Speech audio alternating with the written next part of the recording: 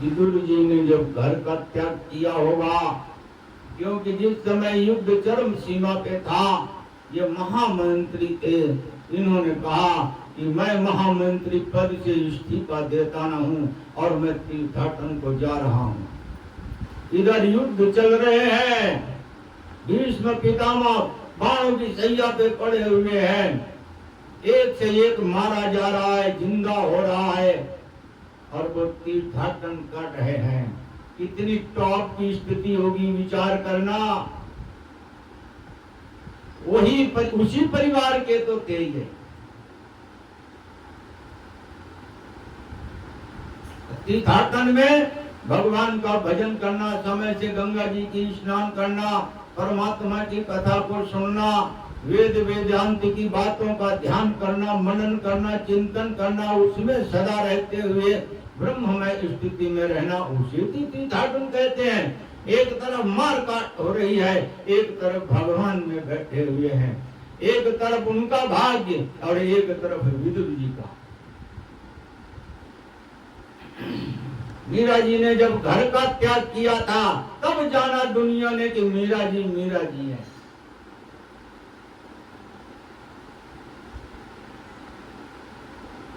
श्री राम जय राम, जय जय राम, श्री राम जय राम, जय जय राम। हम श्री राम जय राम, जय जय राम, श्री राम जय राम, जय जय राम। हम श्री राम जय राम, जय जय राम, श्री राम जय राम, जय जय राम। हम श्री राम जय राम, जय जय राम, श्री राम जय राम, जय जय राम। हम श्री राम जय राम, जय जय राम, श्री राम जय राम, जय जय राम,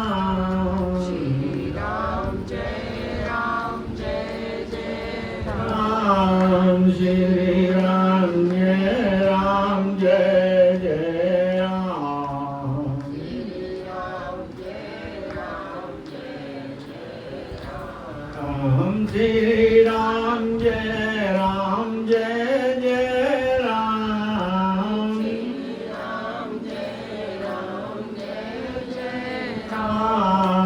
श्री राम जय राम, जय जय राम, राम जय राम, जय जय राम।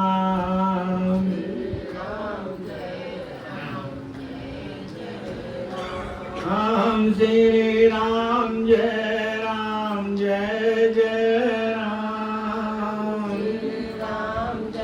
राम जय राम, जय जय राम, राम जय राम, जय जय राम।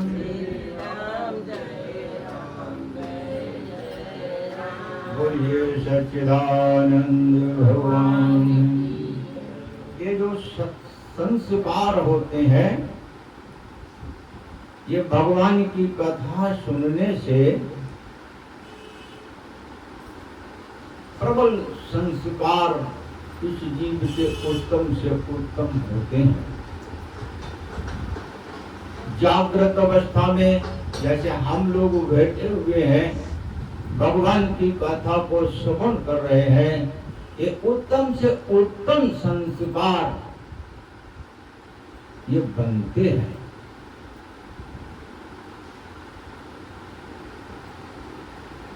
कयाधु हिरण्यकश्यप की पत्नी और प्रहलाद की मां,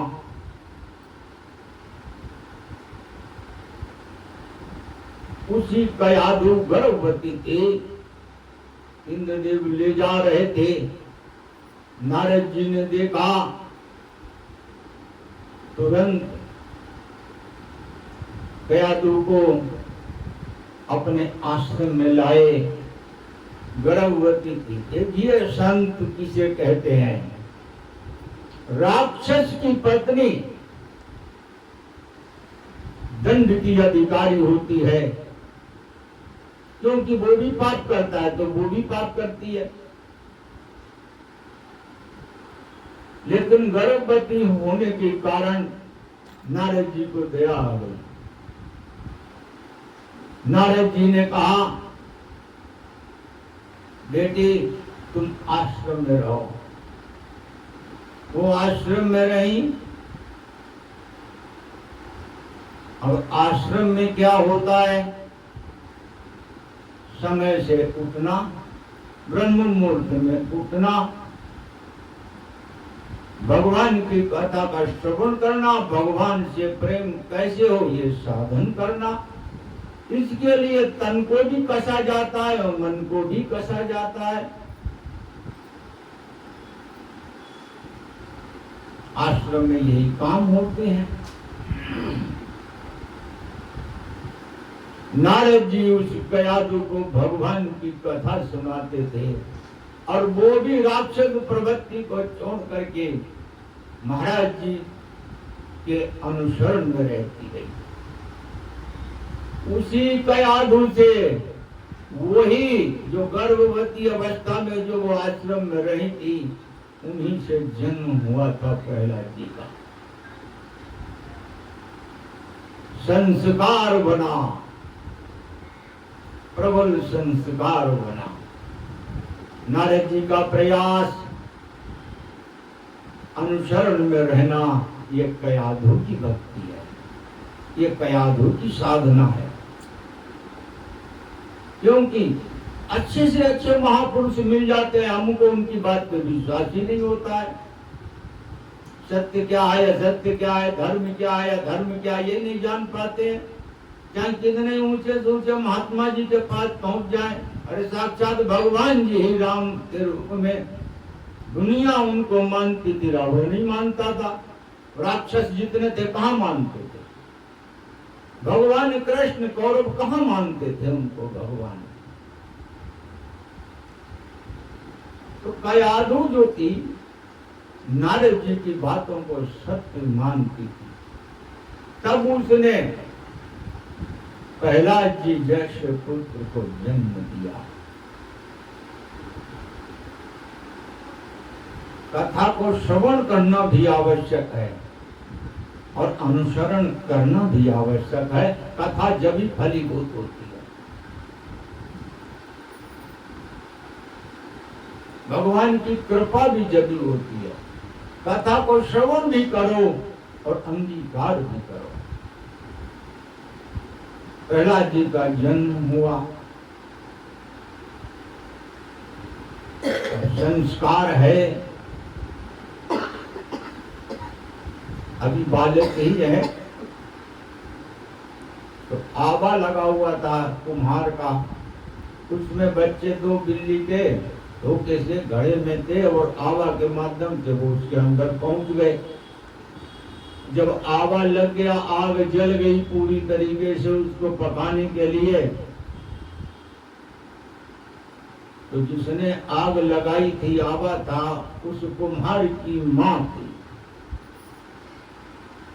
माँ को ये बात मालूम थी कि इसमें बच्चे हैं, कुम्हार को नहीं मालूम था।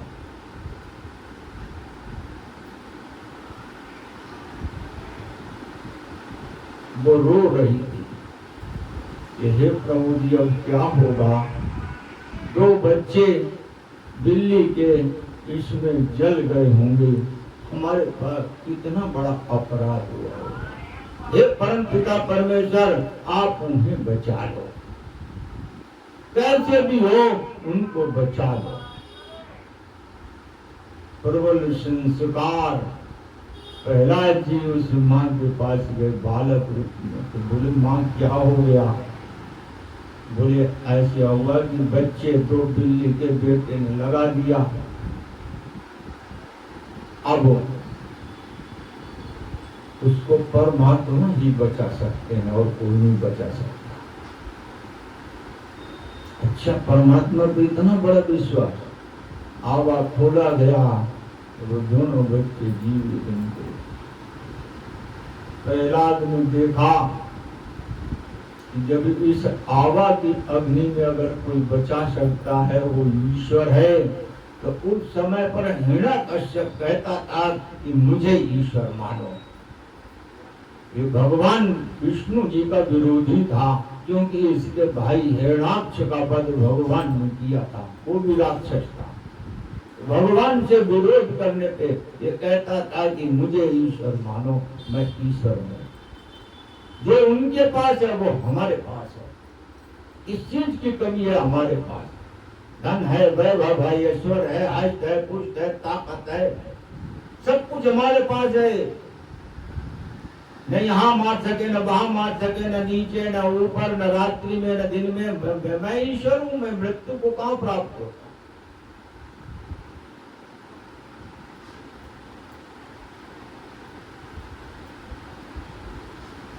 प्रहलाद ने कहा कि इस काम को जिसने किया है ईश्वर वो है। दृढ़ विश्वास हो गया बालक को, ये संस्कार कहां से मिला। अपने आप कुछ नहीं मिल जाता है, अपने आप कुछ प्राप्त भी नहीं हो जाता है। प्राप्त करने से प्राप्त होता है। जब वो गर्भ अवस्था में थे तो माँ भी संयम में रहती थी और नारद जी भी कथा सुनाते थे। वो संस्कार कहाँ जाएगा। खान पान रहन सहन सब कुछ सही था, तब ये परमात्मा के प्रति इतना दृढ़ विश्वास हो गया। स्कूल में जब पढ़ने के लिए भेजा गया, उसको इसके सत्वगुण में ये आ चुका था। मैंने कश्यप ने मास्टर को बुलाया, जो इसको पढ़ाता था प्रहलाद जी को, बोला इसके राक्षस के सारे गुण राक्षस के भर दो इसके अंदर, ये सत्वगुणी बनता चला जा रहा है। भगवान को मानता है, हमें नहीं मानता है। इसके अंदर जितने राक्षस की वृत्तियां हैं वो सब भरो इसके अंदर। गुरु को बुलाया उसे। अब राक्षस के स्कूल में वही सब पढ़ाया जाएगा। चलता रहा। एक दिन मास्टर कहीं चले गए। प्रहलाद जी ने सभी बच्चों को इकट्ठे किया और कहने लगे राम राम बोलो। श्री राम जय राम जय जय राम, श्री राम राम, श्री राम जय राम जय जय राम, श्री राम जय राम। अब बच्चों को भगवान नाम का उच्चारण खूब जोर से करा रहे थे, खूब जोर से करा रहे थे। इतने में अध्यापक जी आ गए, बोले बेटा आपको हमारी नौकरी चुकवा दो। उन्होंने बोला नौकरी को छोड़ना और रखवाना वो तो कोई और है महाराज। हिरण्याकश्यप को मालूम हुआ, उसने तुरंत उसको निकाल के दूसरा अध्यापक बनाया। बात यहाँ तक पहुँचती रही, किसी भी सूरत में इसको मरवा दिया जाए प्रहलाद को। और सिर्फ एक ही बात थी, ये सत्य को मानते थे और वो कहता था सत्य को मानो। एक तरफ सत्य है, एक तरफ असत्य है। सत्य का रखवाला संपूर्ण राक्षस कुल में एक है, वो प्रहलाद था। बाकी झुंड के झुंड सब असत्य के मार्ग पे चलने वाले थे। और इतना ही नहीं, उसको हर सूरत से हाथी से कुचलवाया, ऊपर पहाड़ी पे सबसे ऊपर ऊंचाई पे जाकर के उसको नीचे डाला गया। अभी वो बालक ही है। ये सब हो रहा है, रक्षा कौन कर रहा है?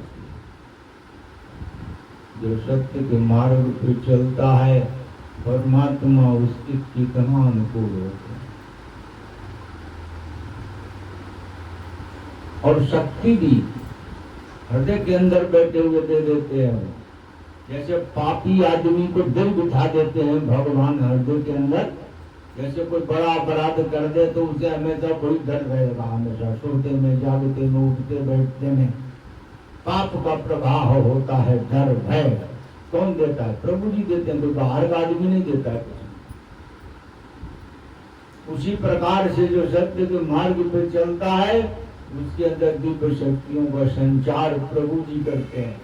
अरे मीरा जी को कोई शक्ति ऐसी मामूली शक्ति की रात में उठ करके चल देना, संपूर्ण संसार का त्याग करना, बगैर शक्ति के किसने दी? परमात्मा ने। किस मार्ग से दी? सत्य मार्ग पे चलने वाले को।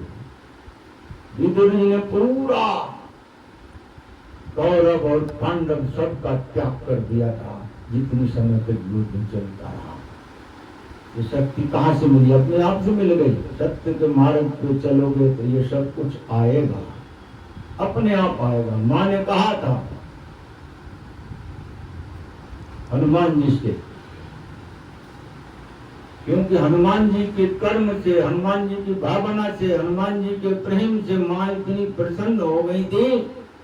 अष्ट सिद्धि नव निधि के दाता, असवर दीन जानकी माता, राम रसायन तुम्हारे पासा, सदा रहो रघुपति के दासा। तुम्हारे भजन राम को भावे, जन्म जन्म के दुख बिसरावे। ये है, तो ये ऐसे मिलेगा हनुमान जी को। भगवान की सेवा पूरी निष्ठा और श्रद्धा भावना से जब की है, तब ये आशीर्वाद और तब ये शक्ति मिली। और ऐसी वैसी भी शक्ति नहीं है।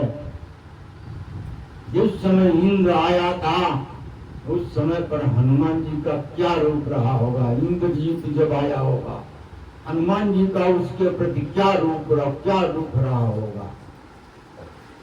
उस समय को विचार करो। एक तरफ असत्य, एक तरफ सत्य, और एक ही है, दूसरा नहीं। हनुमान जी अकेले हैं वहां, सीता जी भी अकेली है वहां। देखो भगवान की कृपा, एक अकेले को पूरे संहार के लिए शक्ति प्रदान करते हैं, और आंच भी नहीं आने देते हैं। आंच, दुख की तो बात क्या है। भगवान का प्रेम का, भगवान जी के प्रेम को कौन बराबरी कर सकता है? कौन तोल सकता है?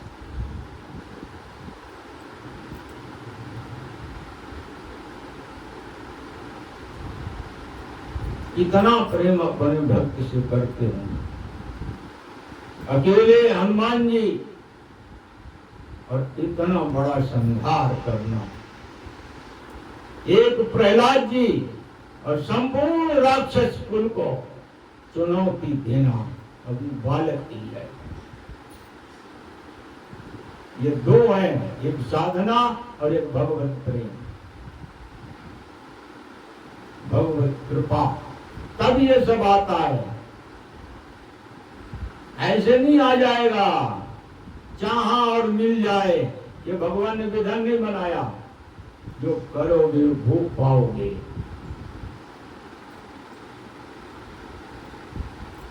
सत्य का मार्ग चुनो, उस पे चलो, धर्म तुम्हारे साथ होगा, परमात्मा तुम्हारे साथ होंगे। तुम्हारा अपना कर्म, शुभ कर्म फल देने के लिए सदा आपको तत्पर होगा, हमेशा खड़ा होगा। दुख के समय पे तुम्हारा अपना धर्म, तुम्हारा अपना सत्कर्म अपने आप काम आएगा।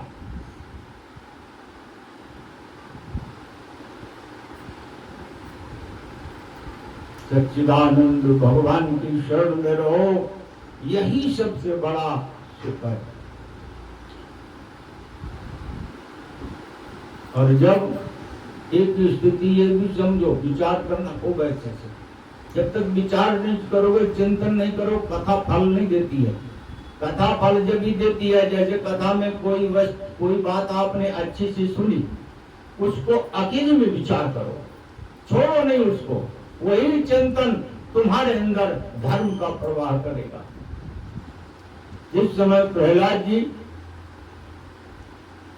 के सामने खंभा खड़ा किया गया, खंभा, और आग से तपता हुआ वो। और हिरण्यकश्यप ने कहा कि इसको बांध दो उसमें, बताओ ये जो खंबा है तुम्हारा, तुम कहते हैं ईश्वर सब जगह है, तुम्हारा प्रभु सब जगह है। प्रहलाद जी ने कहा हाँ सब जगह है पिताजी, तुम्हारे अंदर भी वही है हमारा। अब आप इतनी हमें यातनाएं दे रहे हैं, बगैर प्रभु जी की इच्छा से थोड़ी दे रहे हैं। आप जो कुछ कर रहे हैं सब प्रभुमय है हमारे लिए। इस गम्भे में भी, बोले हाँ इस गम्भे में भी है। आग में भी बिठाया गया इनको, एक आत्मा दी गई। अब खंभे में जलता हुआ खंभा, भगवान ने सोचा कि ये हमारा भक्त है बाला, ये डर न जाए।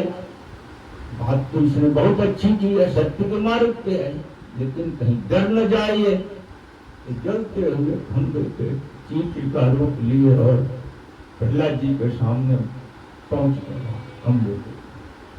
प्रहलाद जी जैसे उस खंभे के पास ले जाया गया, वैसे ही देखा कि चींटी इस पे चल रही है। समझ गए कि जब चींटी नहीं जल रही है तो मैं कैसे जलूंगा। अरे भगवान के प्रेम को कौन तोड़ सकता है, विचार करो। ये और हम भगवान से प्रेम नहीं करते, हम संसार में अटके रहते हैं। हमसे ज्यादा पापी कौन होगा और हमसे ज्यादा अधर्मी अत्याचारी कौन होगा। हम ईश्वर से जुड़ना चाहिए, उससे जुड़ नहीं रहे, जा रहे इधर। और इतना ही नहीं, जब उसने खंभे में प्रहार किया तो प्रभु जी उसमें प्रकट हुए। और प्रभु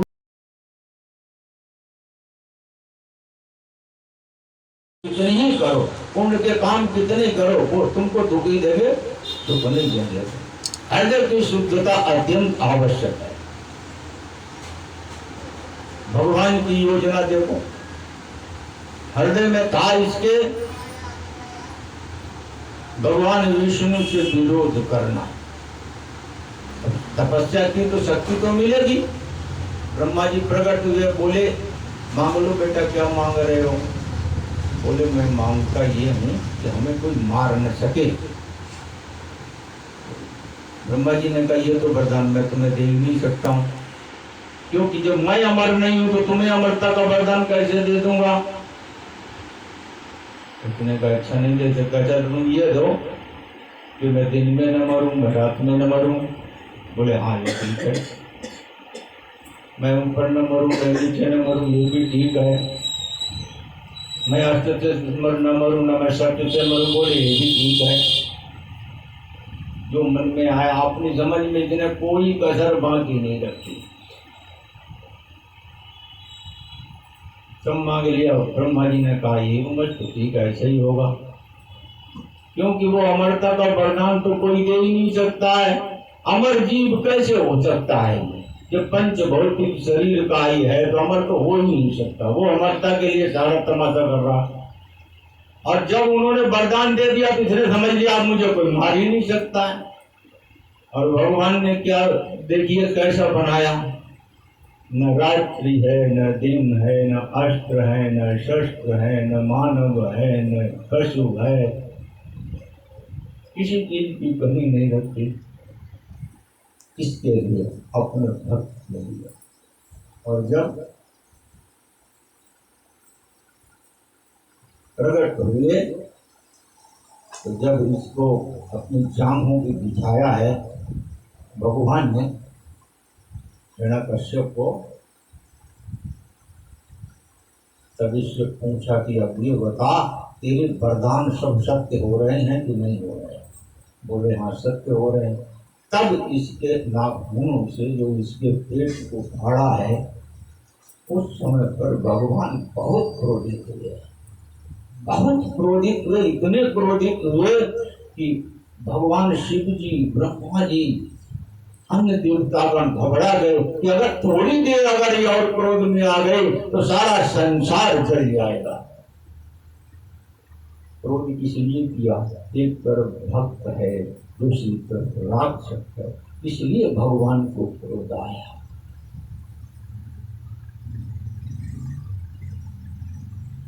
सब देवता भगवान शिव जी से कहने लगे महाराज तुम कुछ करो।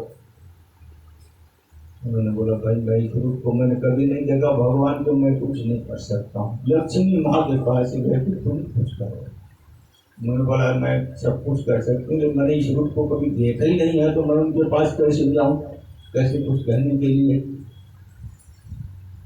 सबने विचार किया तो भोले जी ने कहा ये ही उपाय है, भक्त को ले जाकर प्रहलाद को उनकी गोद में बिठा दो, उनका गुस्सा शांत हो जाएगा। यही किया। ये है भगवत प्रेम और ये है भक्त व्रतनिष्ठा। जैसे ब्याई हुई गाय तुरंत अपने बछड़े के लिए कितना व्याकुल होती है, उसकी वत्सलता का प्रेम होता है। इससे भगवान का कितना गुना अधिक अपने भक्त पे प्रेम होगा, विचार करो। और उस भक्ति को हम जोड़ करके इस ओखड़ खोखड़ में पड़े हुए इस संसार के लिए कर रहे हैं, हमारे जितना दुष्ट आत्मा कौन हो सकता है। बोलिए सच्चिदानंद भगवान श्री राम जय राम जय जय राम श्री राम जय राम जय जय राम श्री राम जय राम जय जय राम श्री राम जय राम जय जय राम श्री राम जय राम जय जय राम श्री राम जय राम जय जय राम राम श्री राम जय राम जय जय राम श्री राम जय राम जय जय राम सच्चिदानंद भगवान की जय। हे सनातन